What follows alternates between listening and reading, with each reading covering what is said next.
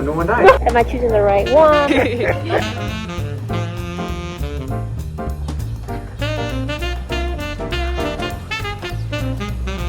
Today is 4 a.m. shift in the emergency department. Got to see a corneal ulcer, which is like a big, massive infection of the eye. A couple dental infections. I got to do a trigger point injection of someone's back, which means like when you have really bad pain, you inject some local anesthetic into someone's back. And I was like a bit nervous because last time I watched it and I really wanted to learn how to do it. So then today I ended up like working up the courage and asking the attending like, can I do this? And by working on just like asking to do more of the things that I want to do has been really helpful. And then honestly being like honest about what kind of stuff I like to do. So I definitely find that I really love doing procedures, the suturing, the injections, a lot of hands-on stuff. I love it, and I love the pace of Emerge, that the history is like very focused and it's like quick. A useful pearl that I picked up today from Dr. Nemethy is that sometimes we see a lot of patients who come in with the same complaint and then they never really find a diagnosis and they just kind of wave it off as, oh, this person just has this pain, we don't know why, but whatever. He said actually it's really important that, you know, when they come back for a repeat visit, like really think like, what did we do last time?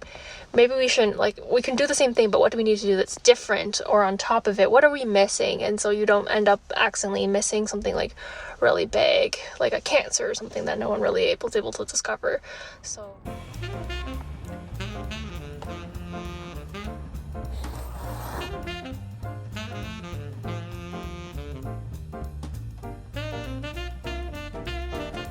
how did our CPR session go today? Went really well. Nobody died. Nobody died.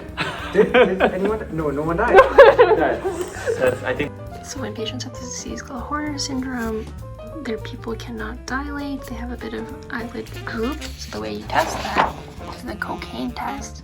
So basically, Horner syndrome is when you don't have any sympathetic stimulation. Cocaine will really stimulate sympathetic system. So even when you have even cocaine on board and you still don't stimulate, then we're worried about that's a true Horner's. Then you go on to use a hydroxymethamphetamine.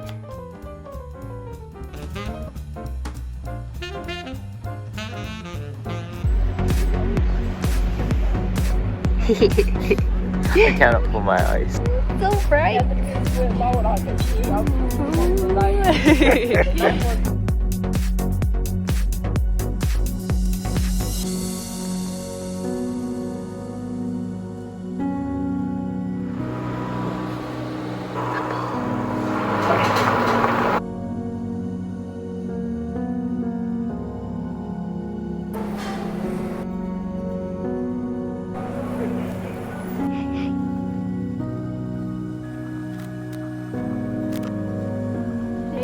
My last day on my emergency medicine rotation.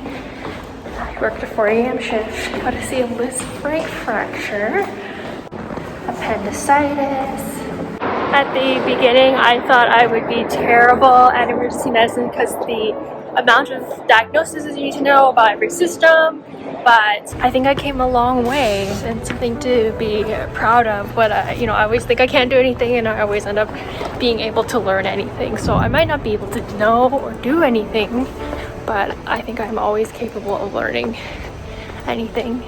What I loved in Emerge was how focused the histories are around a certain complaint, and it was more big pictures of life-threatening as opposed to like focus on the minutiae. So overall, what went well with my emergency rotation was number one, the amount of learning, because you see so many patients in a day that you really get exposed to a lot of things. I think it was helpful for me to get exposure to a lot of different fields, so everything from fractures to skin issues to eye issues to heart issues, and that was really helpful for just exposure. The level of independence was helpful. You get to see the whole patient and work them up the investigations to letting them go home. So I like seeing the full kind of course of what brings them in, how we make the diagnosis, and how we treat, and then sending them home. And it's really satisfying in that way.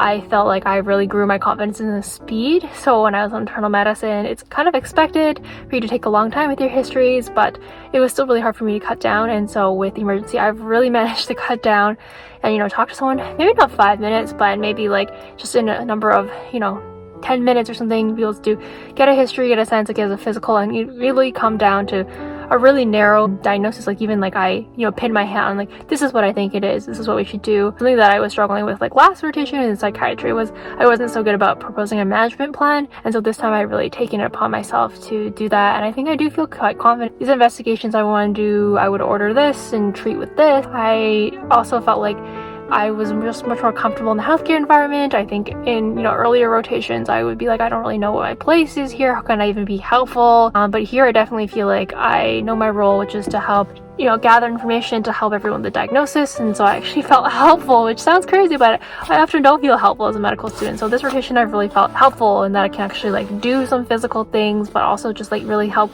speed up the workflow instead of slow everyone down. And so I really appreciate that.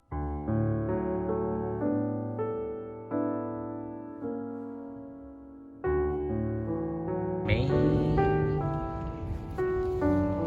And then as the wrappers are flying away and she chasing. Got some pad thai with crispy pork and then curry and ended up with Thai tea. And here she comes back.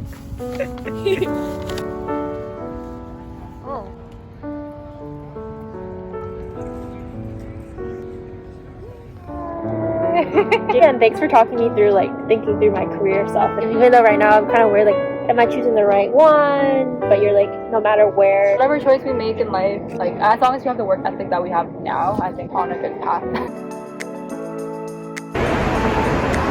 the COVID vaccine one.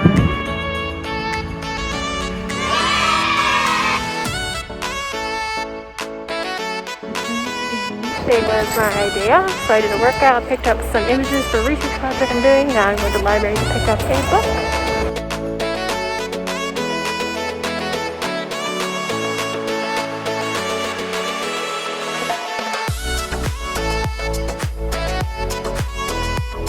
Hello. Fried chicken and spicy yum yum chicken. Highlight is this. The rice.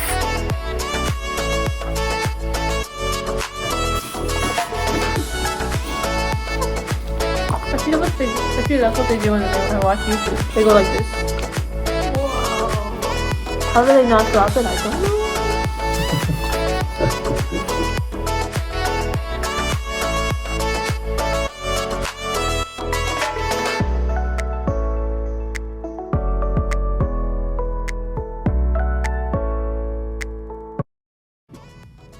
Hey guys, I wanted to recommend this book called American Panda. It's a really good book about the Asian American experience. It applied to me as a Chinese Canadian, about someone who is in a college, who's at the college age, and she's finding that balance between learning her independence, figuring out what she wants, and then obedience to your parents, and kind of feeling that guilt of when what you want doesn't totally match what your parents want, but you also know that they love you and they want the best for you, and feeling all these like kind of internal struggles for conflict and like generation gap and cultural divide. So I just thought this book did it in a very masterful way. I remember when I was younger, I was very afraid of doing something that would make my parents unhappy. I wanted to do things that would make them happy. And then sometimes not knowing so much like what I wanted to do, but more so like, what do other people think if you behave in this particular way, or about your character, or about what do you think about the reputation of the family. And I think that was a lot to stress about. There's a lot of good teachings to take away from that. Like, don't do this because it's not good for you, or you need to think about like morals or how this affects other people. Now actually try to stay away from thinking like, what are other people gonna think? Like if you're doing something that you truly think is correct, it's moral, it's following your dreams, try to let go of that feeling like, what are other people thinking?